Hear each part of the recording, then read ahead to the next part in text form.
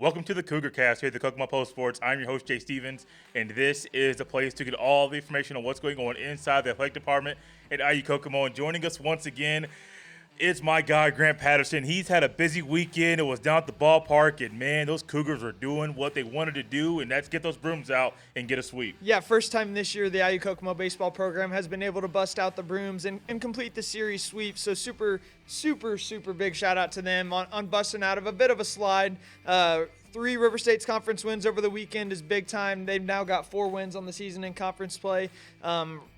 Really, I'm sure they're in the thick of the conference tournament battle. Top 6 teams, I believe, go to that. So probably right in the thick of things, and probably need to keep the 3-win weekends coming. Definitely need to win as many weekends as we can from here on out to ensure a decent position there in the conference tournament in Chillicothe. But man, what a weekend to say the least, Jay. Pitching was dominant from start to finish, really giving up just 5 total runs on the weekend, and the offense stepped up when it needed to at big times throughout the weekend. One thing that stuck out to me from the games, was the first game and the third game. Yeah. Both the Cougars had 11 runs, and then that 4-3 win right there in the middle to start off the day on Saturday. That's one where you can come back and say you can ride the momentum and help you go into a victory. Exactly. Or you can fall into a trap and be on cloud 9, and you can be down and losing 4-3 or losing 11-2. But ultimately, the Cougars, who you mentioned sliding, really, it's like a mental thing. Yeah. The talent's there, but being able to do that in that weekend is great. Yeah, so many close games this season. If you go back and look at our schedule on IUKCougars.com, so many games decided by maybe not 1 or 2 runs, but 1 or 2 big innings. And against high-level opponents. Central Methodist comes to mind, took them to extras after trailing 6-0 or 6-1 early in the game, I believe. And this weekend, Game 1 obviously was a dominant performance. Big shout-out to junior left-handed pitcher Brett Huner. He's been dominant, a transfer from Batavia, Illinois, Elgin Community College. He's kind of settled into the Friday starter role, getting the ball to start every conference weekend, really, at this point. After the past 3 or so, at least. He tossed complete game shutout, 7 innings, 3 hits, 3 walks, 6 strikeouts. Dominant performance from him to throw that complete game shutout. And as I mentioned in his Player of the Week nomination, hopefully he does earn that.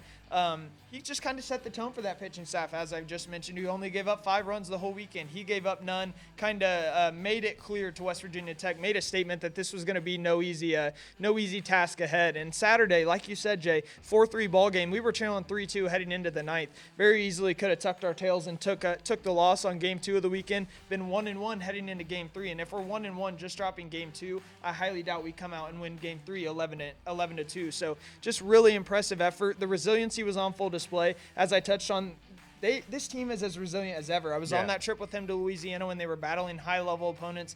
Very easily could have gone 3-1. You could make the argument 4-0. Ended up 1-3 that weekend. But man, it's awesome to see some close games go their way.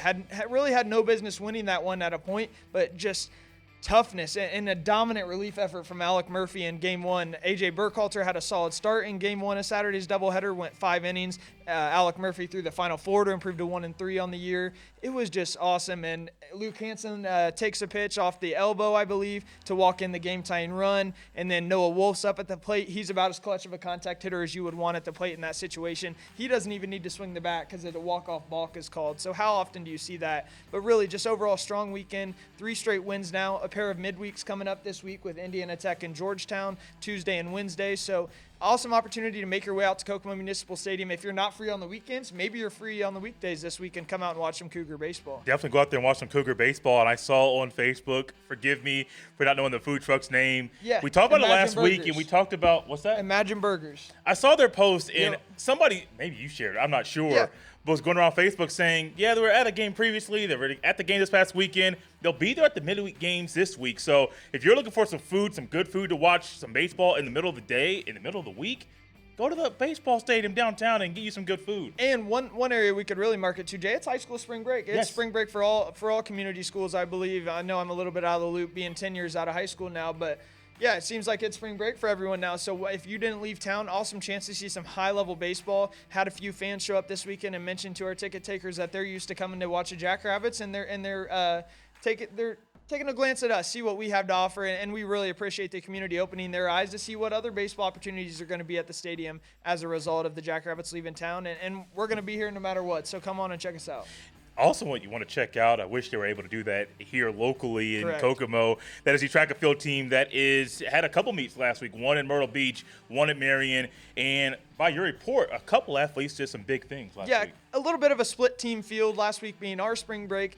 Head coach Josh Colvin took some team members who were willing and able participants down to Myrtle Beach. Bit of a spring break trip, but also a 3-day competition last Thursday through Saturday. Solid showings, over 30 teams, I believe, on both the men's and women's side. A lot of D1 teams, D1, D2, D3, NAI. It didn't matter. Plenty of them. I know Coastal Carolina won either the men's or women's side, so that speaks to the level of competition there. But our women go there and finish 14th, and men finish 16th. Really, really strong showing. And like I said, that's just a split team. That's not taking our best roster down there. That's just taking whoever wants to, whoever wants to spend their spring break getting better, honing their craft. So a big shout out to those kids who did that. Gabe Wedmore was a highlight down there in Myrtle Beach. He finished second in the hammer throw out of 54 competitors. So that's a massive number, and it's going to be no surprise here. But here on the Indiana side of things, those who decided to stay home in the colder weather, I believe Coach Jordan Five, Coach Grant Gaylor, probably Nolan Talley and those guys took them over to Indiana Westland for the Polar Bear Classic Friday and Saturday. And Sydney Duncan picked up where she left off in the indoor season. Made her outdoor debut, I believe, or did she compete at Cumberland's? I don't think she did. I don't think she did. Can't remember it off the top of my head. But I'm pretty sure she made her outdoor debut this past weekend in discus. She finished second of 49 competitors in discus, just missing an NAIB standard time in the outdoors. So I'd like to think that she's going to punch her ticket in shot put. I think she's going to punch her ticket in discus. We'll see what else she's up to this year, Jay.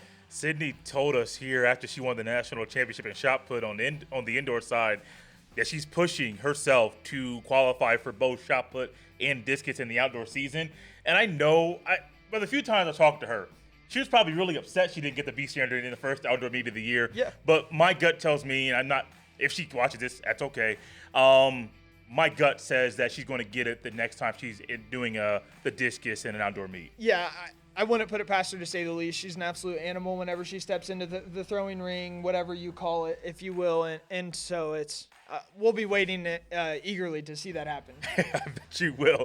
Also waiting eagerly to hear some more about tennis, as I believe they're starting conference play soon. Yeah, they start conference play this week. We mentioned last week, Jay, that they were in the midst of a spring break trip to Orlando. They finished that 1-2, not playing a single NAIFO, as we touched on last week. So bit of a good opportunity to get them experience against non-NAI opponents. High-level equipment, facilities in Orlando at the USTA National Campus. Awesome opportunity for them to spend their spring break. And yeah, they'll hit the road this Friday and Saturday to open up River State's conference play, and then they'll have a chance to be watched at home next Tuesday morning there at home for a matchup. That's at Taylor High School, correct? It will be at Taylor High School as long as the weather permits. If the weather is a bit chilly, we'll move over to Greentown. Not bad option either way. Golf season is almost here, Grant. Yep, golf season really is here, to be honest with you, Jay. They're in the practice season, okay. and women's golf already hit the road for their first tournament. Unfortunately, about 7 to 10 holes in, it was canceled a couple weekends ago. So they kind of got their feet wet, if you will. I mean, not the end of the world. Yeah. Obviously, it sucks you get all the way there and you cancel. But I think that was in the Cincinnati area, that tournament was. So couple holes to get your feet wet, as I mentioned. It's spring is your championship season. Brought in some big-time players like Haley Stegeman on the women's side. You got experienced guys like Hayden Williamson, Oliver Geralds on the men's side to lead the charge. I'm really excited to see what these staffs can do, these coaching staffs can do with these young teams. Both coaching staffs are fairly young. This men's coaching staff, the co-head coaches, and Pete Thatcher and Greg Cloney are co-head coaches in their first year, and Brandy's a second-year head coach who is the best golfer in men's or women's history at IU Kokomo. So really excited to see what they can do and sort of take off this spring and see where they compete at the River States Conference Championships. Did we miss anything? Not that I can think of, Jay. Just really want to harp on how big of a weekend baseball had, man. Yeah. They've been through a lot this season. A lot of the toughest schedule they've ever played in program history, and I'd probably say second toughest schedule ever in IU Kokomo athletics history, probably behind one or two of our volleyball schedules that they've played non-conference wise. So big shout out to them. They tested themselves, didn't go to plan early, but here we are. Tide seemed to be turning. Got a couple winnable conference weekends once again coming up in the near future. We're back at home after this weekend away, but like I said, this Tuesday and Wednesday, come check us out. Georgetown College will be in town this Tuesday at 3, and Indiana Tech will be in town this Wednesday at 4. we haven't said this to Grant at all, so he's going to get the real live reaction to it. Brady and I will be there to highlight Wednesday's game. So awesome. If you see Brady or I there, say hi. Also, wanting to shine a light really on IUK baseball. It's unfortunate for baseball fans here in Kokomo that there's no summer baseball, that there's still high-quality baseball here in the county. It's happening right now. And being able to just shine a light on the talented athletes on the baseball diamond, I think it's going to be a lot of fun for Brady and I to get out there and see Grant in his natural habitat up there in the press box and see these baseball players do their thing out there on Wednesday afternoon. Yeah, it's going to be impressive, Jay, to say the least. Like I said, the least you could do is come out and support these guys. They've been putting in the work all offseason long. And really, we're in I think this is completes 2 months of the season now. So we're about week 8 of the season. As hard as it is to believe, considering what the weather is like here, these guys are troopers that have been battling through this weather. How about you come out and support these guys and have a great burger from Imagine Burgers food truck? That's my guy, Grant Patterson. He is one of the 2 assistant ADs at IUK. And guys, this has been the Cougar Cast. We'll see you next time.